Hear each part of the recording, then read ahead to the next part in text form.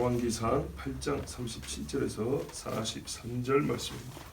만일 이 땅에 기근이나 전염병이 있거나 곡식이 시들거나 깐부기가 나거나 메뚜기나 황충이 나거나 적국이 와서 성읍을 에워싸거나 무슨 재앙이나 무슨 질병이 있든지 막론하고 한 사람과 꼭 주의 온 백성 이스라엘이 다 각각 자기의 마음의 재앙을 깨닫고 이 성전을 향하여 손을 펴고 무슨 기도나 무슨 간구를 하거든 주는 계신 곳 하늘에서 들으시고 사하시며 각 사람의 마음을 아시오니 그들의 모든 행위대로 행하사 갚으시옵소서. 주만 홀로 사람의 마음을 다 아심이니이다. 그리하시면 그들이 주께서 우리 조상들에게 주신 땅에서 사는 동안에 항상 주를 경외하리이다. 또 주의 백성 이스라엘에 속하지 아니한 자 곧 주의 이름을 위하여 먼 지방에서 온 이방인이라도 그들이 주의 크신 이름과 주의 능한 손과 주의 펴신 팔의 소음을 듣고 와서 이 성전을 향하여 기도하거든 주는 계신 곳 하늘에서 들으시고 이방인이 주께 부르짖는 대로 이루사 땅의 만민이 주의 이름을 알고 주의 백성 이스라엘처럼 경외하게 하시오며 또 내가 건축한 이 성전을 주의 이름으로 일컫는 줄을 알게 하옵소서. 아멘. 기근이 있어요. 또 곡물에 전염병이 있고 성이나 도시가 포위당했습니다.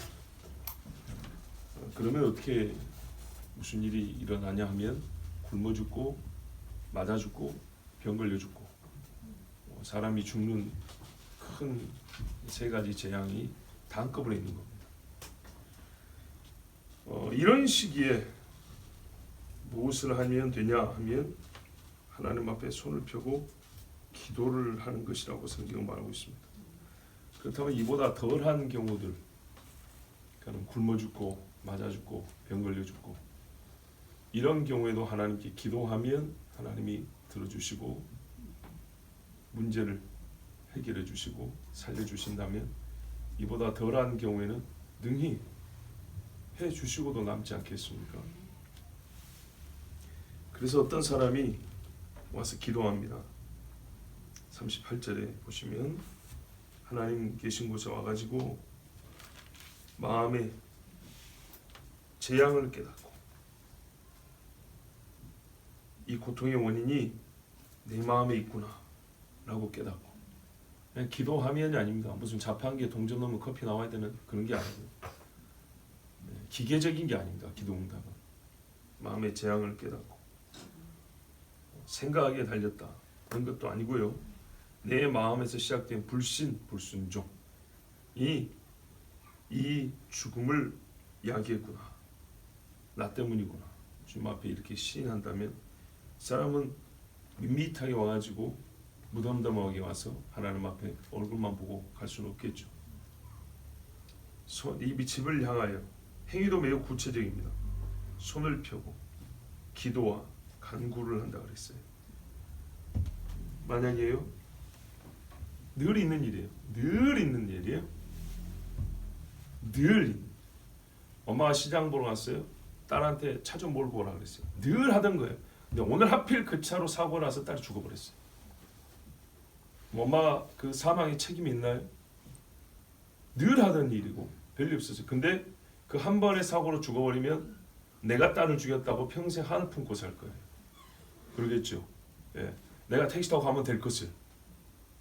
근데 어제까지 괜찮았고 그제도 괜찮았고 지난달에도 작년에도 재작년에도 아무 일도 없었어요. 그러나 끄트머리 그 한 번에 사고 난다면 자 명절에 늘 집에 가던 길이에요. 늘 집에 가던 길인데 올해도 시골 가다가 자녀가 사고가 나서 죽었거나 불구가 됐어요. 그럼 부모가 어떻게 해요? 아이고 내가 괜히 오라 그랬다고. 근데 괜히 오라 그랬는데 늘 가던 길이에요. 늘 가던 길. 그런데 사고 나서 죽으면 마치 부모는 내가 자식 죽인 자라고 그렇고 죄책감을 가지고 살 거예요.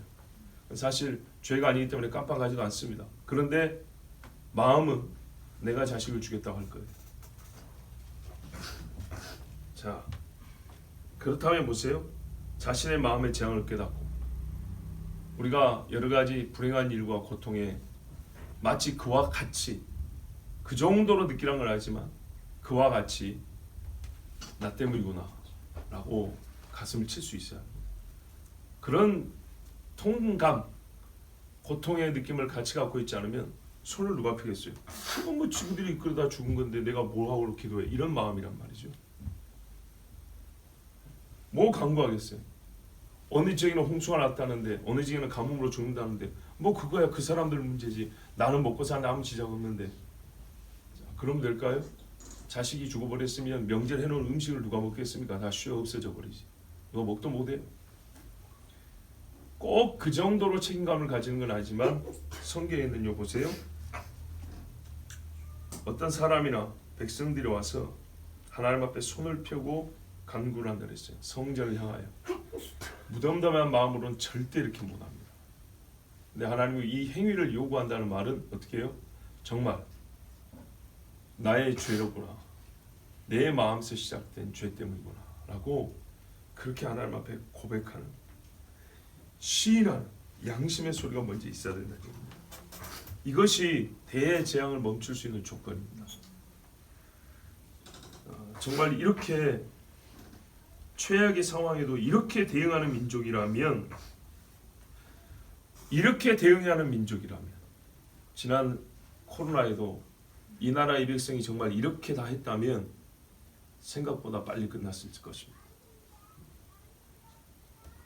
왜요? 하나님 약속이 그렇잖아요. 이스라엘에 기근이 있었는데 다윗이 회개하니까 비가 왔어요. 주께서는 어디서 들으십니까? 우리가 앞에서 봤던 기도 똑같은 맥락입니다. 앞에서도 주는 하늘에서 들으시고 32절에 그랬죠. 똑같습니다. 이런 경우에도 주는 하늘에서 들으시고 36절에도 똑같습니다. 하나님은 하늘에서 들으시는데 이 소리가 하늘까지 올라가는 기도가 되려면은 마음에, 양심에 이 재앙의 원인이 나에게 있구나, 이거를 깨닫고 신하는 그런 기도일 때 올라갑니다. 그러면 하나님 먼저 뭐 하시냐? 회개를 용서해 줍니다. 회개를 들으시고 죄를 용서해 주십니다. 39절에 그죠? 사하시며, 그 다음에 간구의 내용을 들어주시는데 의문은 말입니다. 행위대로 갚으시옵소서가 왜 들어갔을까? 또 각 사람의 마음을 아시오니 그들의 모든 행위대로 갚으시옵소서. 각 사람의 마음을 아시는데 왜 행위를 갚으실까? 그냥 마음을 아시니까 마음을 보시고, 야, 네가 정말로 회개하는 마음이구나, 용서하고 끝내버려도 될 건데 왜 행위를 갚으시는가? 거기다가 마음을 아시는데 행위로 갚는다? 마음을 아시는데, 용서해달라는 마음을 알기 때문에 용서로 갚으시라는 얘기인가? 그게 아니고 이거는 죄에 대한 그 행위에 대한 값을 치르게 한다는 얘기인데요. 조금 의문이죠. 자, 우리가 그래서 이 말씀은 아주 단순하게만 들을 말씀이 아닙니다. 용서는 말입니다, 아무것도 없었던 것처럼 만들어주는 것이 아닙니다. 고통을 즉시로 멈춰주는 것을 공식으로 가지는 행위가 아닙니다. 용서하니까 지금 당장 고통이 멈춘다, 항상 그렇지는 않습니다. 행하시고 그랬어요. 행하시고, 행하사, 용서하시되, 용서가 죄인인 사람에게 실제적인 죄사함의 기쁨과 죄의 반복을 불가능하게 하는 효과적인 은총이 되게 하려면 하나님의 용서의 선언과 더불어 하나님이 하시는 일이 있어요. 진짜 이 사람이 죄사함을 효과적으로 받게 하기 위해서 그냥 선언만 해버리면 뭔 상황이에요? 아니 여러분 그렇잖아요. 우리 초등학교 중학교 다닐 때도요, 상장만 주고 예 공채 하나도 안 주디 이런다고요. 그렇죠? 같은 맥락은 아니지만 아주 쉽게 우리가 유형적으로 생각해 보세요. 아, 하나님이 선언만 죄 사했어, 그리고 어떻게 해요? 아, 복을 주면은 되는 거구나. 그렇게 하지 않고요, 하나님은 반대로요, 그 행위에 대해서 매질을 하시면서 죄 사함이 진짜라는 걸 보여줍니다. 부모가 용서를 해주려고 매질을 하지 용서 안 해줄 생각으로 매질을 하는 경우는 별로 없습니다. 매질을 하고 용서를 해주는 거죠. 용서 안 해주면 아예 얼굴을 보지도 않습니다. 요셉이 형들을 용서했지요? 분명히 했습니다. 이미 했습니다. 그러나 그들을 시험했습니다. 시험하는 행위를 했습니다. 자, 왜 그랬습니까? 배가 고파서 온 사람들에게 그냥 용서합니다 해버리면 배만 불고 끝나버립니다. 이 형들이 어떤 사람들이 다 아는데요. 온전한 이스라엘이 될 수 있도록 이 용서가 실제로 이스라엘 되게 하는데 효과가 있게 하기 위해서 형들을 시험한 겁니다. 하나님은 다윗이 침상을 적시기도 전에 용서했습니다. 그러나 다윗이 침상을 적시고 기도하도록 두셨어요. 그런 다음에 어떻게 했습니까? 그 회개의 눈물을 받아놓고도 분명히 그 죄의 사함을 허락해 주셔놓고도 그 집에 피 흘림이 있었고 자식에게 쫓겨나는 일을 겪게 하셨어요. 그래서 어떻게 됐습니까? 이런 파국적인 고통인데 정말 우리가 인생에 그런 일을 겪는다고 생각을 해보세요. 다윗처럼. 그런데도 그 일로 말미암아 다윗과 그의 집이 성결하여졌다는 걸 아십니까? 그래서 깨끗해졌어요.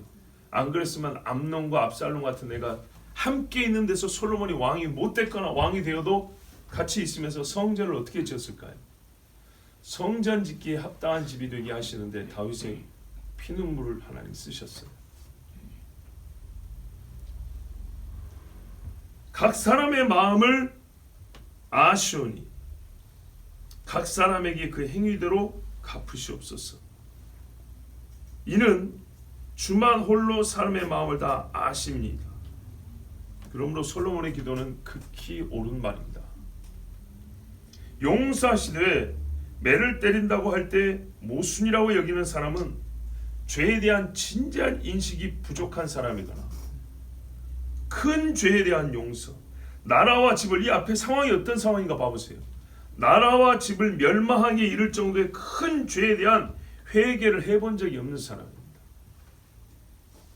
큰 죄에 대하여 아주 쉽게만 회개해 본 사람입니다. 하나님의 회개, 아니 하나님의 용서를 하나님은 크게 줬지만 본인은 가볍게만 받아왔던 사람들입니다. 또 솔로몬의 말에 보면 각 사람 이런 말이 있어요. 이거를 이런 면에서 생각해 볼 수 있어요. 민족 단위의 구원에도 개인의 차이는 무시되지 않는다. 민족을 구원해줘도 하나님께서 한 사람도 안 빼고 다 구원해준다 소리는 아니에요. 함께 복을 받는 곳에서도 제외되는 사람이 있습니다. 같이 망하는 중에도 보호받는 자가 있습니다.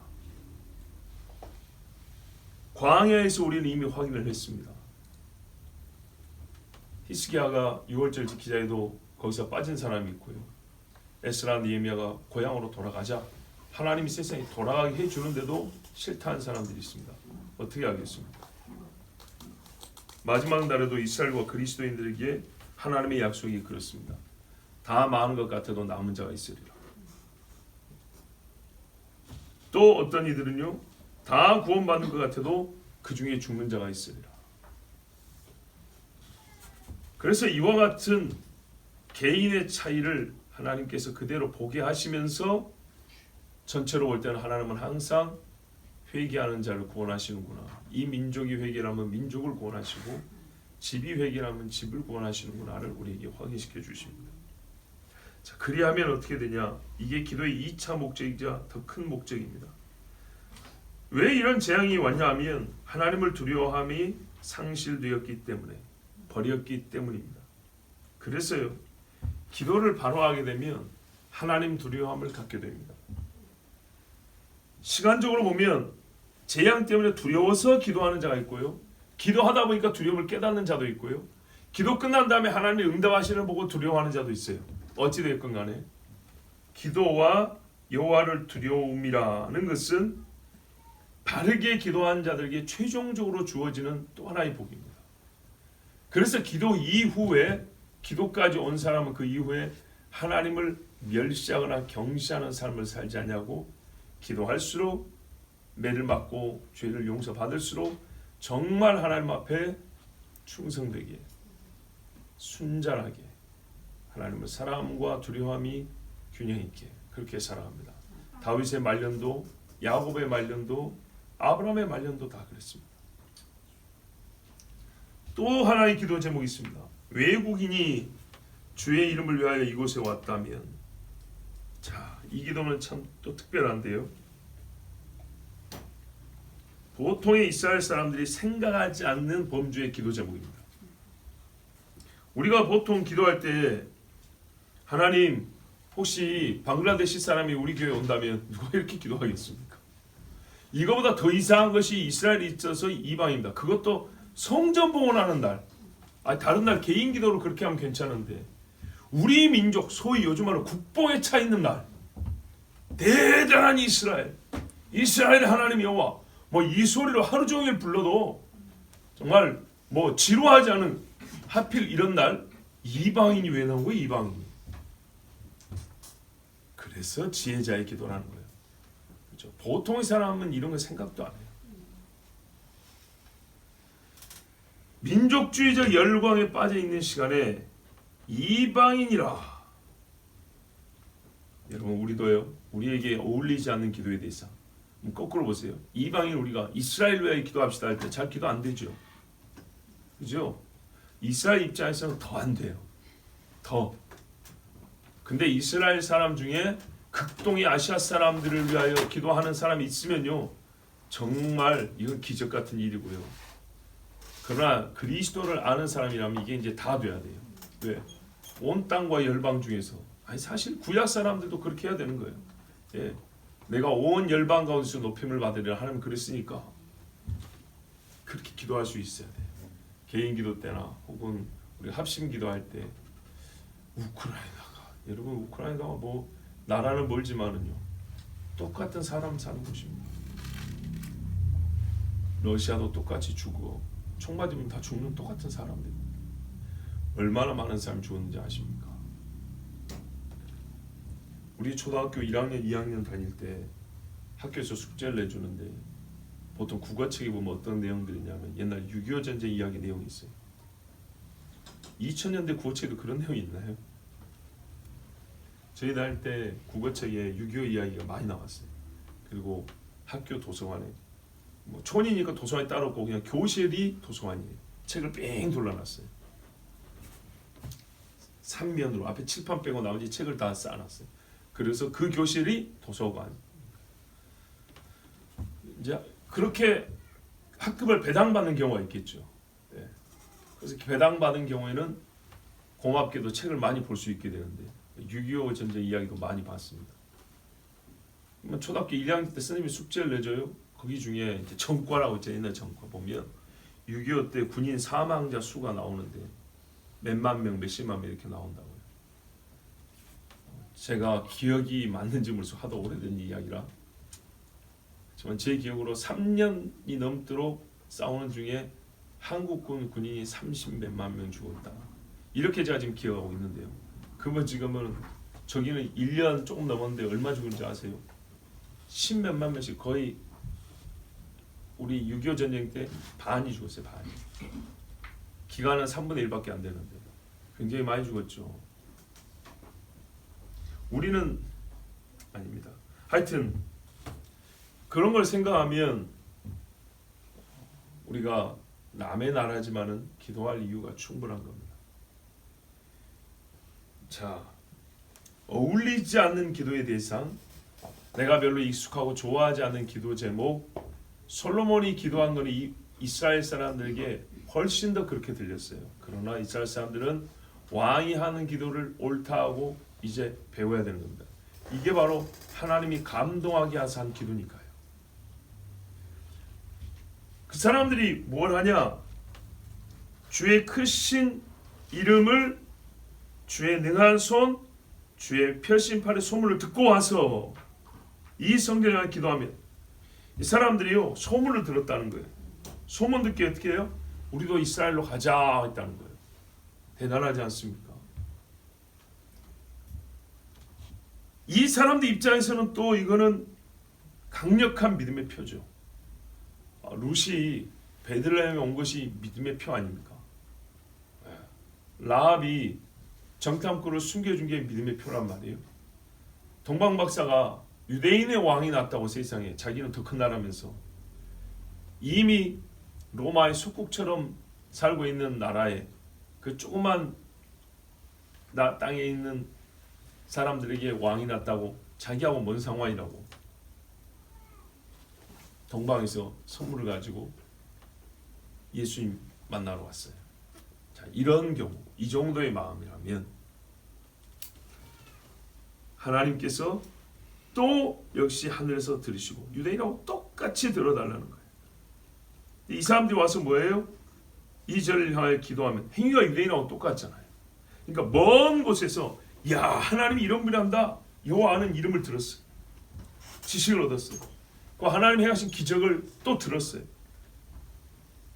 이스라엘을 구원하신 역사를 들었어요. 믿음은 들으면서 난다 그랬죠. 듣고 우리가 여호와를 섬기자 하고 자기 나라에서 섬겨도 돼요. 그렇죠. 굳이 뭐 예루살렘까지 할 필요 있습니까? 우리가 뭐 예루살렘 가서 맨날 주일 예배 드리는 거 아니잖아요. 그런데 이 사람들이 내가 그래도 성전에서 하나님 앞에 기도하고 오겠다, 이렇게 해서 온다면, 그래서 이방인의 뜰이 따로 있었는지 몰라요. 준비를 해놔야죠.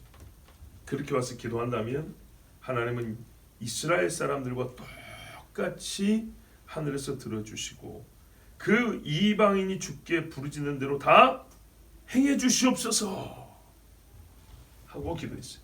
우리 번역에는 부르짖는 대로 이루사 하고 또 말을 너무 이렇게 이어이어 가버리니까 말의 단호함이나 또렷함이 떨어지는데, 원래 말 그대로 문장이 끝나요.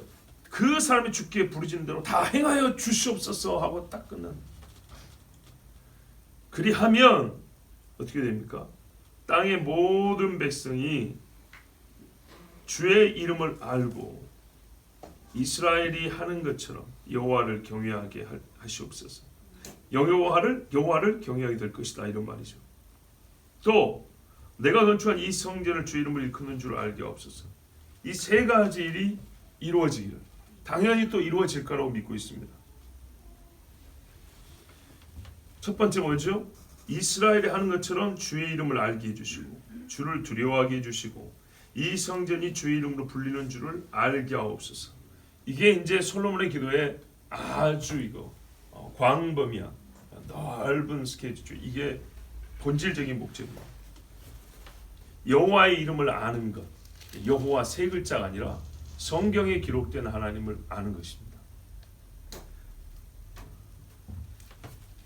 그 이름에 합당한 태도, 곧 창조주요 심판자요 구원자로서 하나님을 두려워하는 것. 그리고 이 성전의 정체와 지어진 목적, 바로 그 하나님이 계시고 그가 인간에게 행하시는 일이 무엇이냐, 내가 너희와 함께하고 너희를 구원하겠다는 그런 목적에 의해서 이 성전이 지어졌구나. 우리 죄사함을 위한 대속제물이 드려지고 하나님의 죄의 은총이 주어지는 곳으로서 성전이 지어졌구나, 이걸 아는 거죠. 기도의 차원이 높지 않습니까? 그렇죠? 이방인도 우리처럼 똑같이 복받게 하옵소서, 일이 끝난 게 아니고요. 결론은 하나님을 알게 해주십시오. 하나님 앞에 인간이 어떤 형편에 어떤 환경에 속하느냐에 그런 것과는 무관하게 인간이라면 어떤 때에 어떤 경우라도 하나님 앞에 마땅해야 될 그 일을 할 수 있도록, 마땅히 알아야 될 그것을 알 수 있도록 알고 행하도록 해주시옵소서 하는데, 지금 이방인에 대한 기도와 성전에 대한 기도를 바로 그 목적을 향해서 하고 말을 하고 있어요. 자, 솔로몬의 기도는 결국에는 이 성전이 전 세계 모든 사람을 위하여 지어졌다는 인식이 바탕되어 있다는 걸 알 수 있어요. 이스라엘만의 작품이 아니란 얘기입니다. 그래서 이사야도 말했잖아요. 내 집은 만민의 기도하는 집이라, 지어진 성전을 놓고 하는 거예요. 그러니까 솔로몬은 이미 그 인식을 갖고 지금 기도하고 있잖아요. 이스라엘이 그걸 몰라요. 그러니까 이사야가 다시 가르쳐 줬어요. 이 집이 처음에 세워질 때 솔로몬의 기도를 다시 되짚어 보면 만민이 와서 기도하는 집이라는 걸 다 알 수 있어요. 오늘 여기 있잖아요. 근거가. 예수님이 이 기도를 그대로 가져왔었어요. 내 집은 만민이 기도하는 집이라 하였거든 했어요.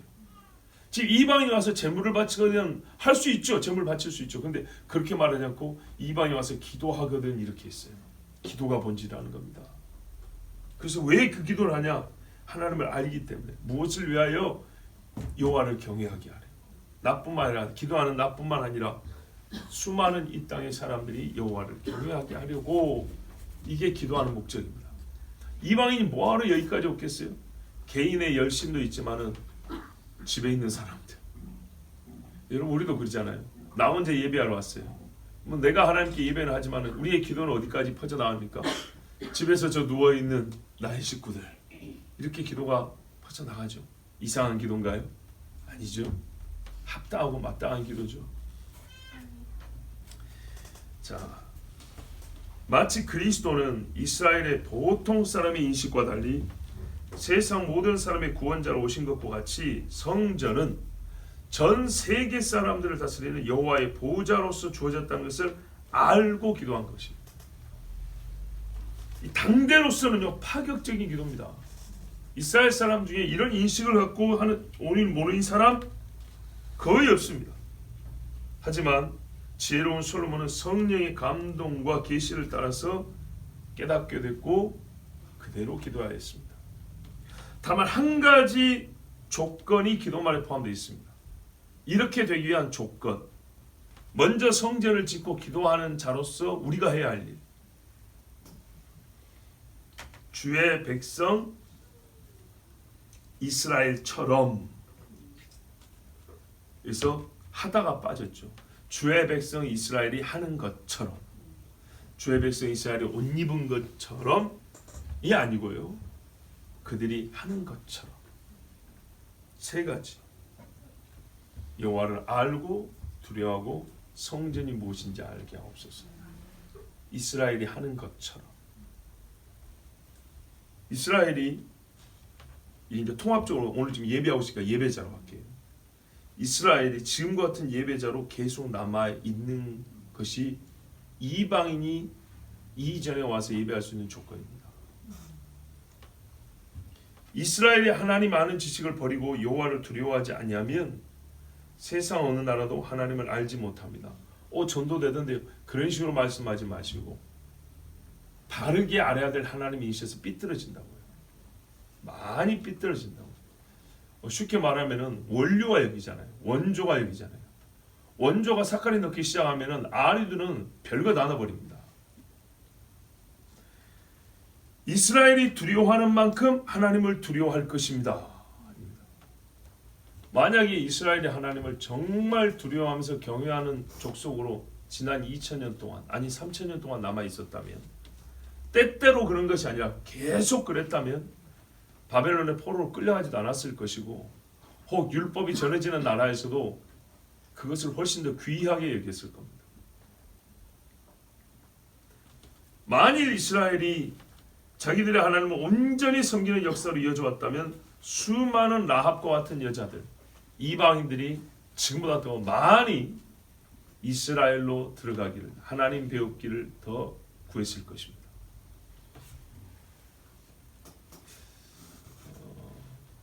이것이 결정적인 건 아니지만요, 행위적으로 유사한 게 있다면 예수님이 뭡니까? 사람들을 가르쳤잖아요. 그런데 뭐라냐면 이렇게 권위 있게 가르친 사람은 처음 봤습니다 하고 바리새인의 제자들도 그랬어요. 원래 이렇게 했어야 되는 거죠. 또 사마리아 여인이 뭐라 했어요? 어떻게 유대인이 사마리아 사람한테 말을 겁니까? 그랬다고요.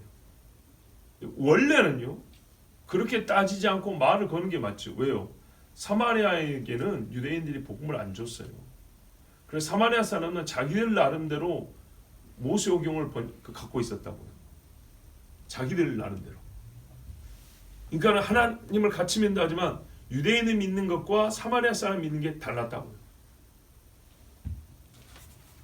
왜 그러냐? 서로 대적하고 차별하고 뭡니까? 특히 유대인은 사마리아 사람을 멸시했기 때문이에요. 근데 원래는요, 한 형제 아닙니까? 예?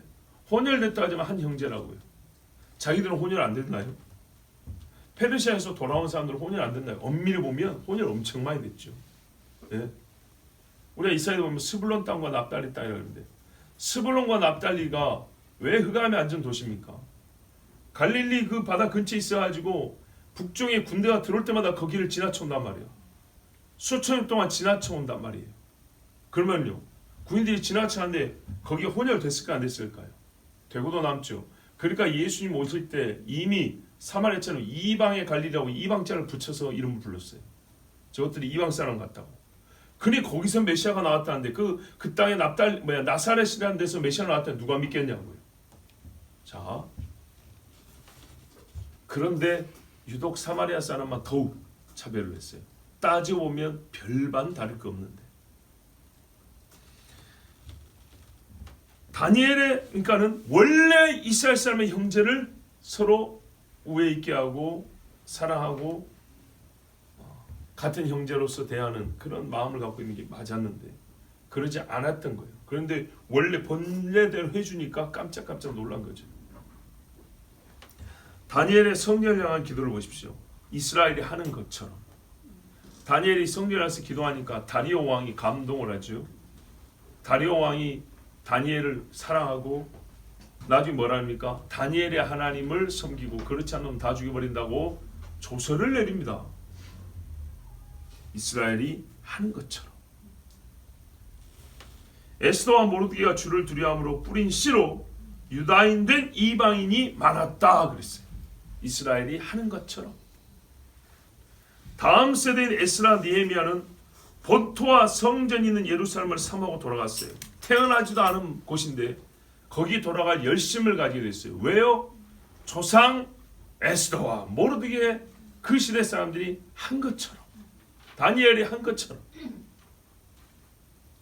그리고 저희들의 앞선 세대처럼 그들도 똑같이 가자 하고 리더가 되어서 많은 사람들을 데리고 예루살렘으로 돌아왔고 솔로몬 때 하던 것처럼 다시 성전을 짓고 성곽을 세웠어요.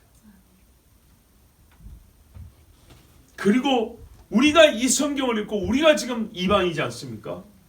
그 성경에 나온 모범적인 사람들을 그들이 했던 것처럼 지금 우리가 배우고 있고 배워야 한다고 하지 않습니까? 지금도 이스라엘이 하는 것처럼이라고 기도한 솔로몬이 한 것처럼 우리도 해야 한다고 지금 배우고 있지 않습니까? 이렇게 기도하는 거라고. 말씀은 틀림없습니다. 항상 옳습니다. 우리의 예배 정신이 중요한 이유도 여기서 찾을 수 있습니다.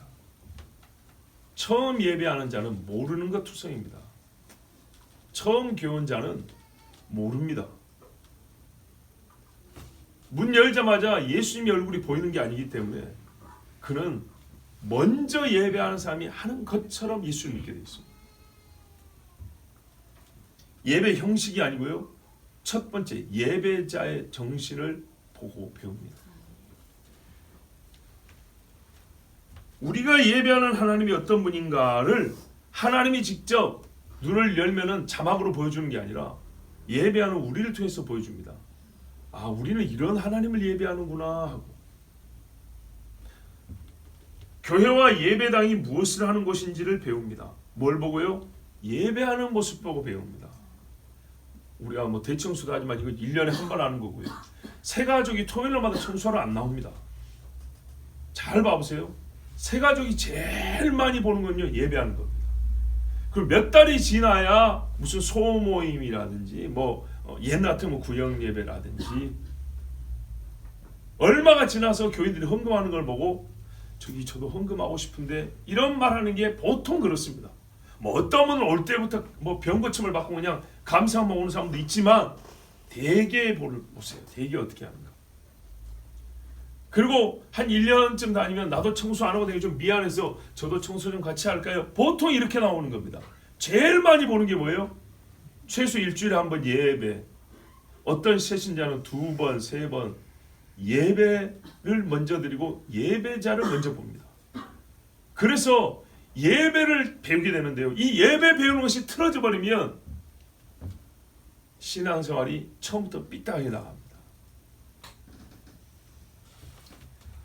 내가 먼저 된 예배자로서 하나님을 알게 하는 방편이 될 것이냐, 하나님 아는 지식을 이제 교회 나온 사람이 알 수 없도록 그냥 날려버리는 사람인가, 그 사람 앞에 하나님을 아는 지식이 갈 뻔했는데 내가 똑바로 서 있지 못함으로써 이스라엘처럼 그랬는데, 내가 먼저 된 신자인데 하나님을 알지 못하는 모습을 보임으로써 새 신자가 하나님을 아는 것을 배우려고 하다가 저 사람도 그냥 지나쳐버리네 하고 그냥 날려버릴 것이냐.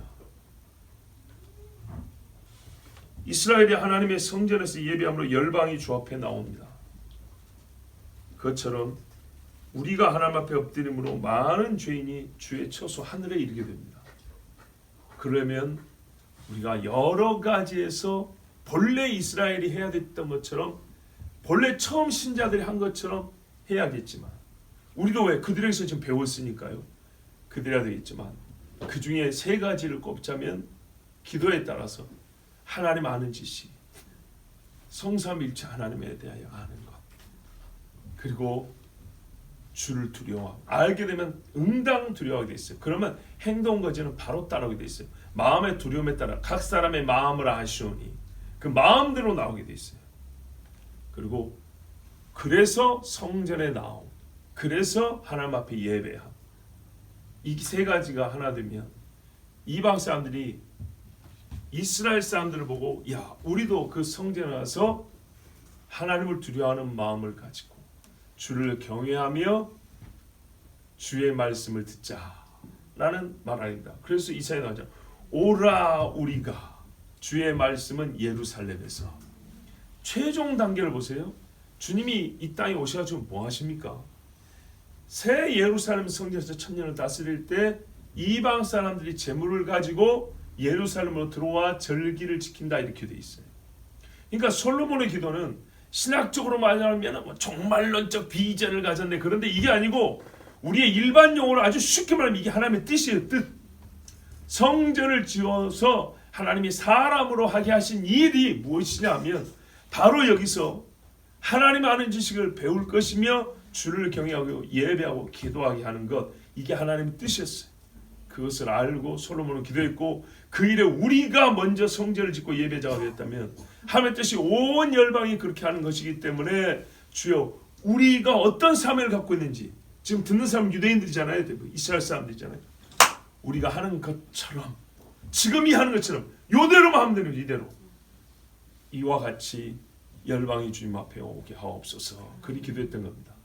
그러니까 기도 제목은 이스라엘 사람들에게 정말 왜 솔로몬이 이런 기도 제목을 가지고 기도 안 하고, 의아한 사람도 있었겠지만 그 기도말이 몇 마디 몇 마디 이렇게 지나가고 이 주제가 완료되었을 때는 정말 하나님의 영감 있는 사람은 하나님의 크고 놀라운 은혜와 선물을 깨달았을 겁니다.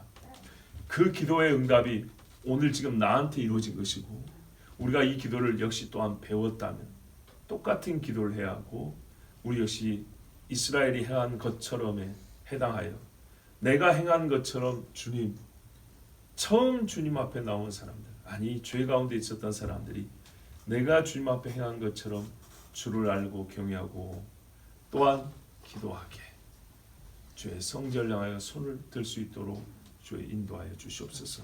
이 기도하는 것이 우리의 마땅한 바입니다. 그래서 오늘 우리 시간에 함께 기도합니다.